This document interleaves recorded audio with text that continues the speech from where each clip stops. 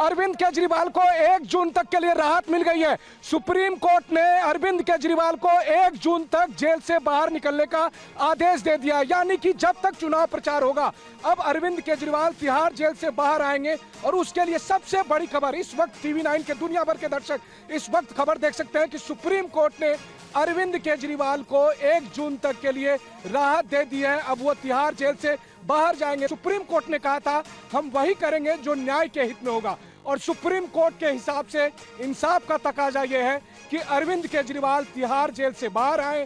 Tihar jail से 1 जून तक के लिए उनको आने का आदेश दे दिया गया है, और इसीलिए सुप्रीम कोर्ट ने इस मामले में साफ तौर पर कहा है कि 1 जून यानी 4 जून को चुनाव के नतीजे आएंगे, लेकिन 1 जून को आखिरी मतदान है और 1 जून तक के लिए उनको आदेश। केजरीवाल को जेल से बाहर ना निकल सके, इसके लिए ईडी ने तमाम कोशिश की थी।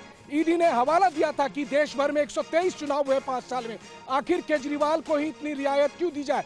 लेकिन सुप्रीम कोर्ट ने कहा था कि हम शराब घोटाले से जुड़े मेरिट पर नहीं जा रहे हैं, बल्कि हम ये देख रहे हैं कि न्याय क्या कहता है, इंसाफ क्या कहता है। और सुप्रीम कोर्ट के नजर में, क्योंकि सुप्रीम कोर्ट संविधान की रक्षक है, वो केवल देश की सबसे बड़ी अदालत नहीं है, वो संविधान की भी रक्षक है, और उन्हें यह लगा कि सुप्रीम कोर्ट को लगा कि इस वक्त अरविंद केजरीवाल को जेल से बाहर निकलना ही सही रहेगा, तभी इस देश में न्याय होगा, तभी इस देश की जो लोकतांत्रिक प्रक्रिया है उसमें संतुलन होगा। और इन सब बातों को मद्देनजर रखते हुए सुप्रीम कोर्ट ने अरविंद केजरीवाल को राहत दी है। तो मतलब साफ तौर पर है कि आप देखिए कि ईडी की जो दलीलें थी कि अरविंद केजरीवाल शराब घोटाले में उनके खिलाफ ये सबूत है वो सबूत है, कोर्ट फिलहाल इस बात पर तैयार नहीं दिखी।